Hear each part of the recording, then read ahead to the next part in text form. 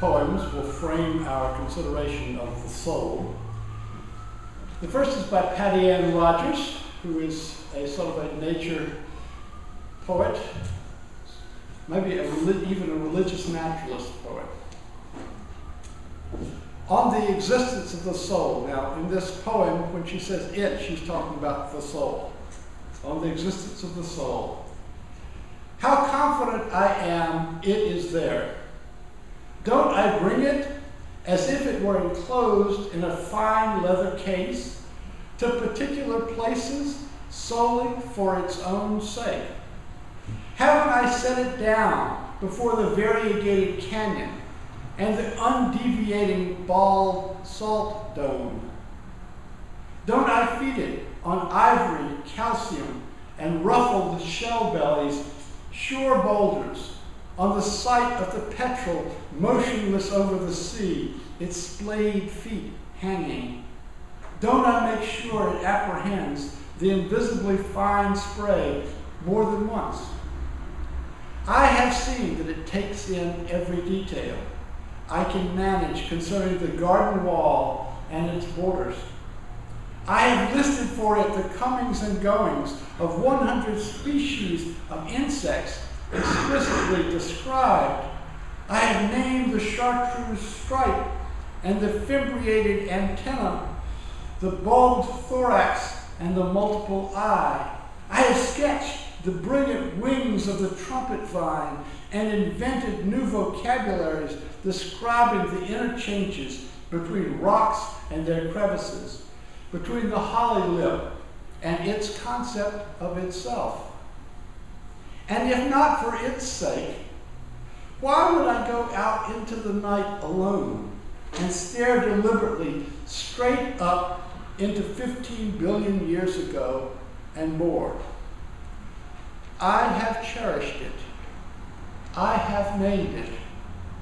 By my own solicitations, I have proof of its presence.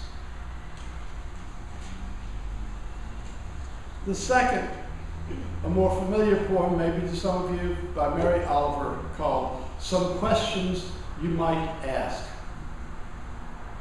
Is the soul solid like iron? Or is it tender and breakable, like the wings of a moth in the beak of an owl? Who has it, and who doesn't? I keep looking around me. The face of the moose is as sad as the face of Jesus. The swan opens her white wings slowly. In the fall, the black bear carries leaves into the darkness. One question leads to another. Does it have a shape, like an iceberg? Like the eye of a hummingbird?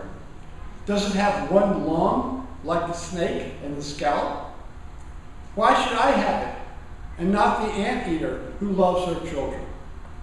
Why should I have it, and not the camel? Come to think of it, what about the maple trees? What about the blue iris? What about all the little stones sitting alone in the moonlight? What about roses and lemons and their shining leaves? What about the grass?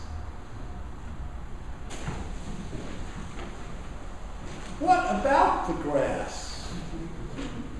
Mary Oliver lists some questions you might ask, among them, who has a soul? She also asks, what is a soul? What does it look like, feel like? Such questions about the soul may be the ultimate religious questions. You may have dispensed long ago with the idea of God.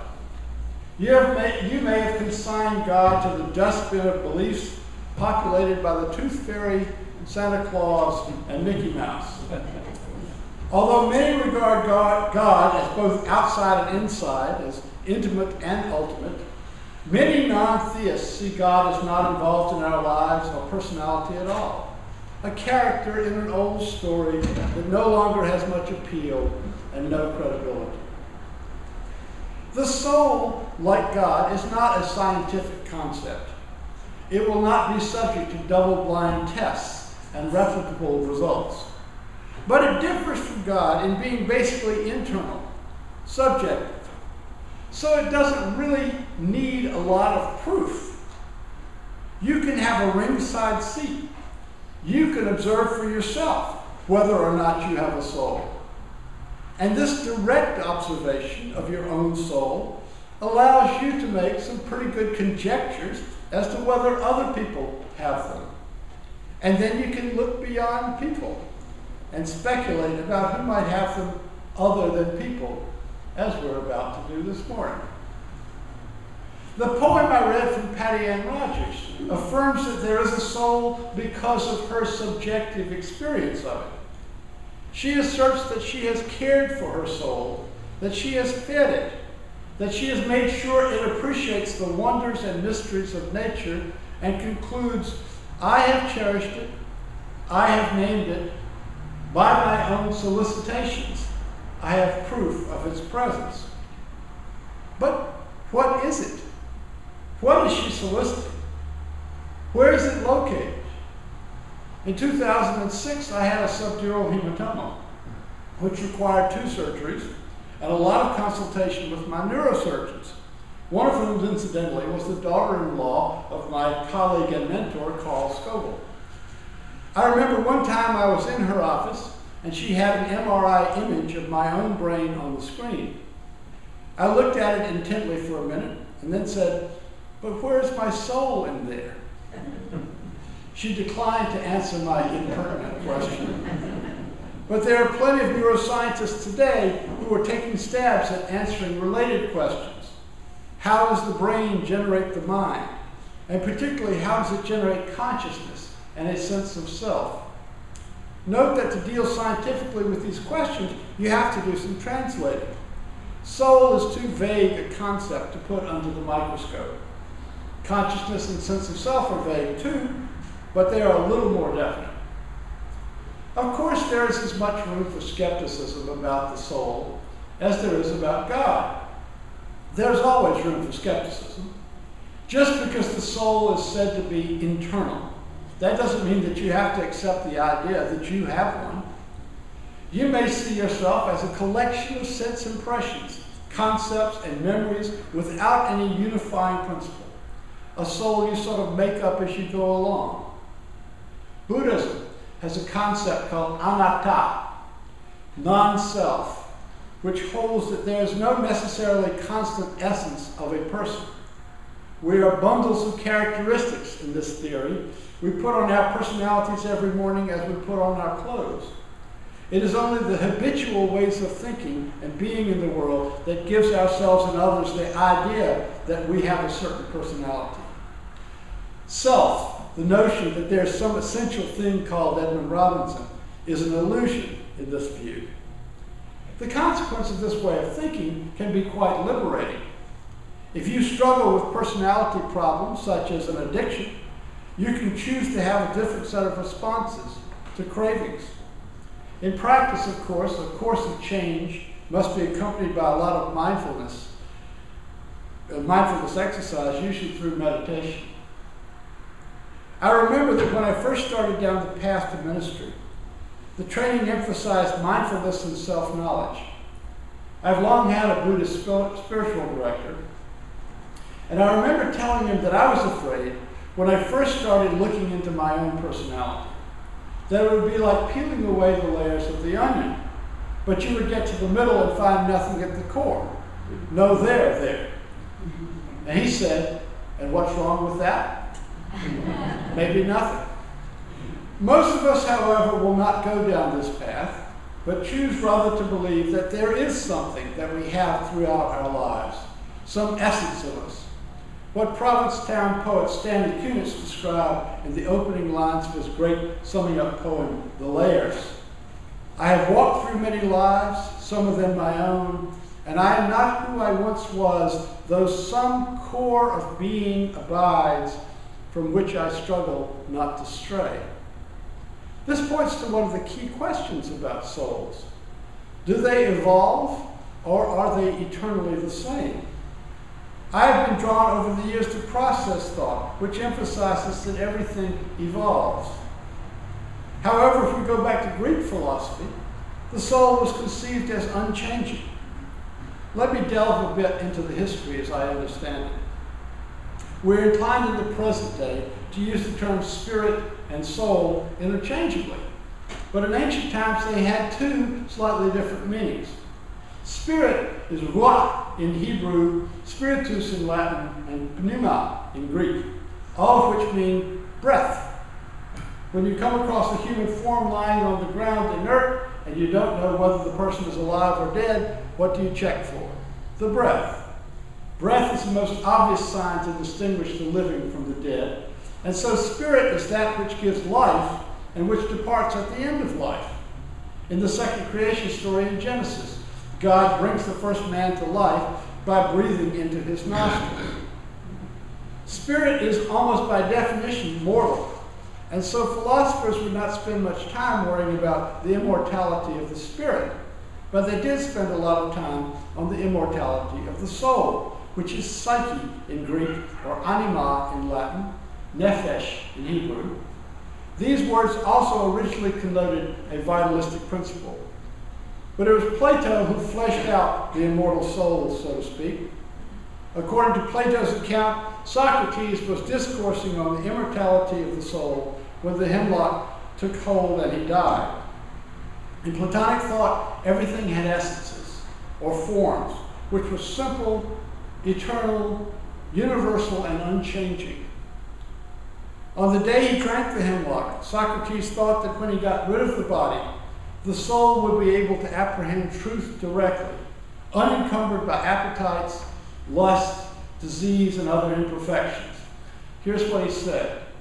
Philosophers have found a path of speculation which seems to bring us and the argument to the conclusion that while we are in the body, and while the soul is mingled with this mass of evil, our desire will not be satisfied, and our desire is of the truth. All experience shows that if we would have pure knowledge of anything, we must be quit of the body, and the soul in herself must behold all things in themselves. Then I suppose that we shall attain that which we desire, and of which we say that we are lovers, and that is wisdom. Not while we live, but after death, as the argument shows. For if while in company with the body the soul cannot have pure knowledge, one of two things seems to follow. Either knowledge is not to be attained at all, or if at all, after death. For then, and not till then, the soul will be in herself alone and without the body. That's from the dialogue called Phaedo by Plato.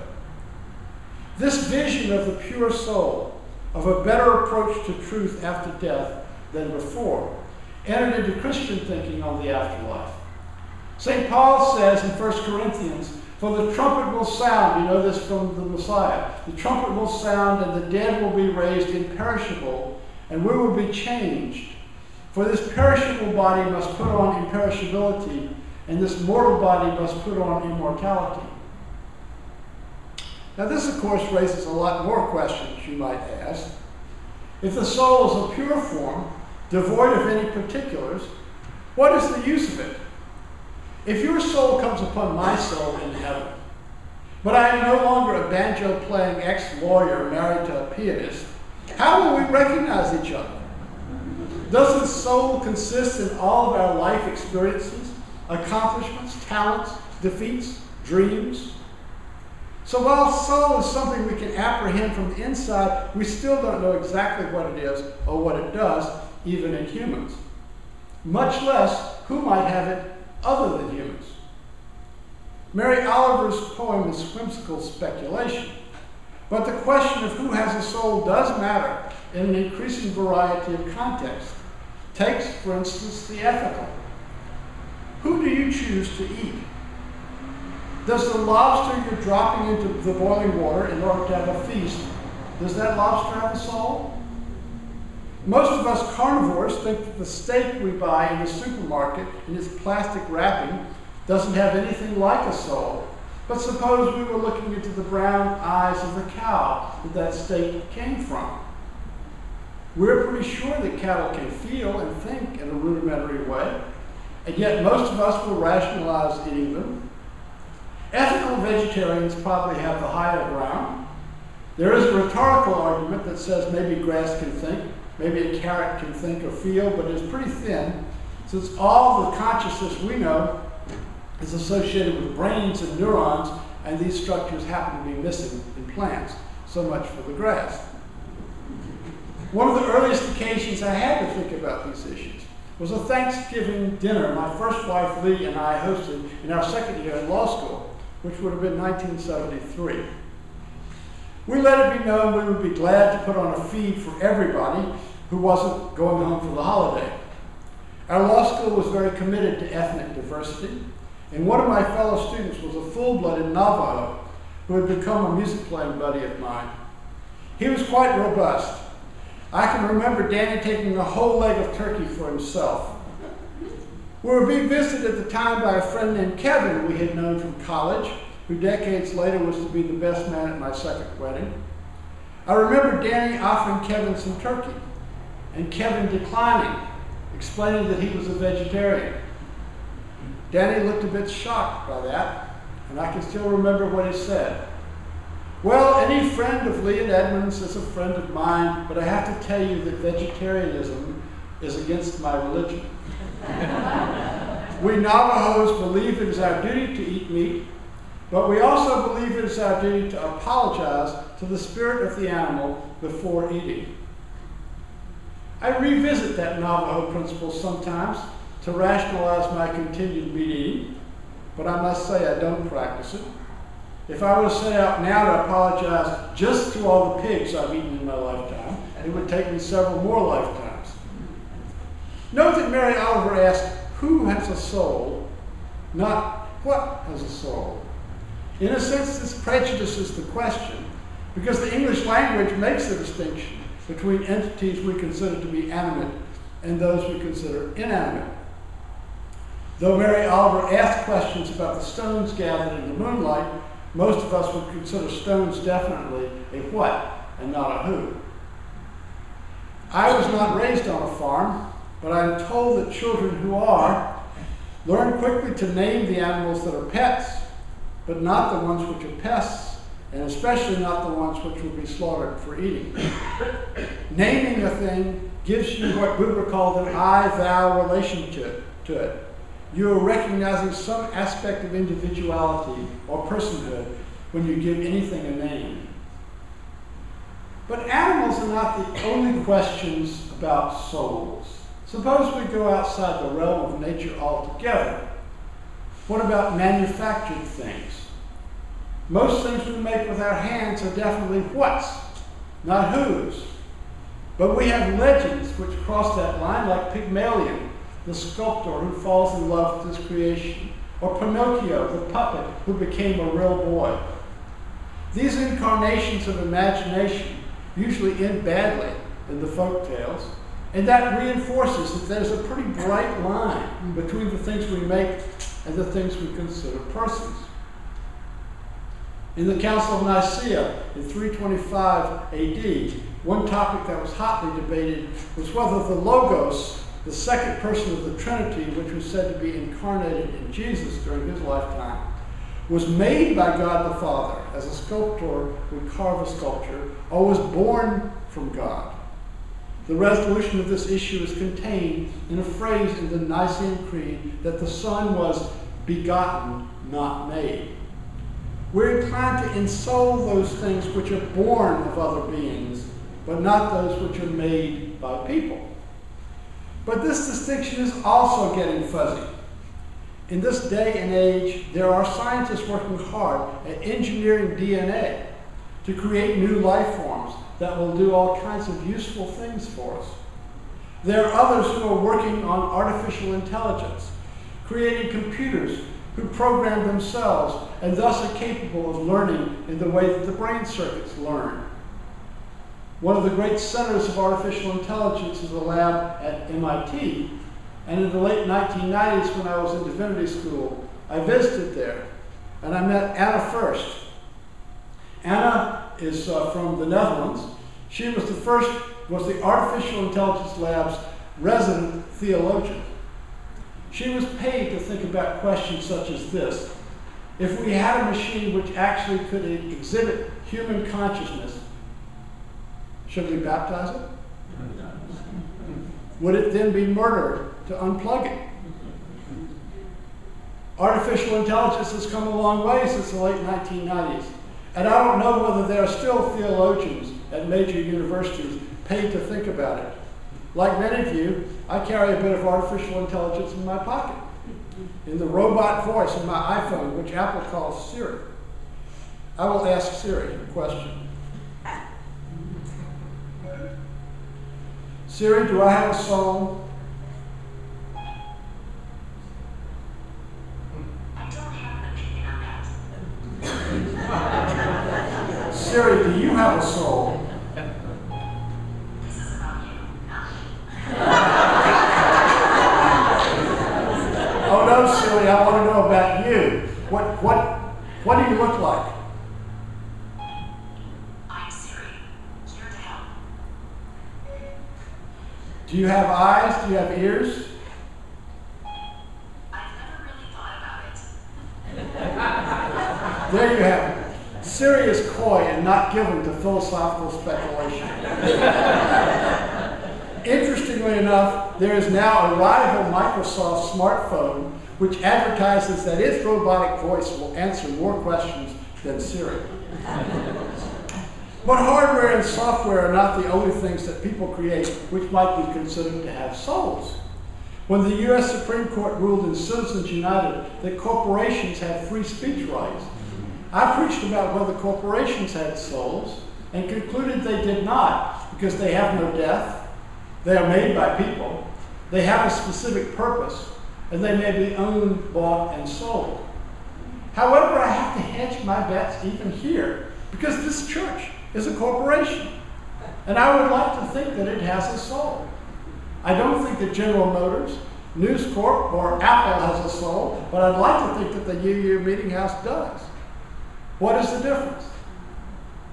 I think the difference may be hinted at in Emerson's belief we read about earlier, that the sum of all souls was the oversoul, in that he was partly following Plato, who taught that the highest function of God was logos, translated as either word, reason, or plan, and that each human has the seed of logos, spermatikos logos, in our own breast, which can communicate with the divine logos. This concept is strongly implied in the prologue to the Gospel of John. In the beginning was the Word. Plato is kind of out of fashion in these postmodern times, and certainly reason has been dethroned. Postmodernism dismisses the idea that things have essences, that there are any eternal forms. Emerson's idea of soul incorporates Plato's idea of the individual communing with the one, but his oversoul is more akin to the Hindu idea of Brahman. Within us, he says, is the soul of the whole. What about the grass? Asked Mary Oliver. The grass is part of the whole, but I have a hard time thinking of grass as having a soul. It's not that I'm tempted to eat grass or feel that I should apologize when I walk on it, but the cows do eat the grass, and I eat the cows. If I thought that grass had souls, I would have to offer second and third order apologies all the time. Well, maybe not apologies. Maybe just gratitude. Is there a soul of the whole? Is there a whole to have a soul? Is there a unity behind the diversity we see in our everyday lives? Maybe these are the ultimate questions. Some people, like Emerson, will perceive an overall unity behind the apparent diversity of the world, while others will concentrate on the diversity. Patty Ann Rogers, in her poem, sidesteps this distinction, asserting that her internal unity is in the perception of the diversity. She says that she knows she has a soul because she has shown it all the gritty particulars of the world and taught it to appreciate them. The unity there is in the eye of the perceiver. But are you convinced by her argument that this unity of perception proves she has a soul? Couldn't she just be a bundle of characteristics and still feel the same unity of perception? We have to stop. Do we have a takeaway point here? I have taken off from Mary Oliver's poem and considered some questions we might ask. However, I'm sure you will have noticed I haven't answered one of them. These are the questions we live. In Rainer Maria Rilke's words, you live the questions. These are the questions we live. And the more questions we have, my friends, the more questions we have, the more alive we are. As Deborah Miro, my predecessor in this pulpit, liked to say, that is the glory of our Unitarian Universalist faith. We are the church which questions all your answers. Amen.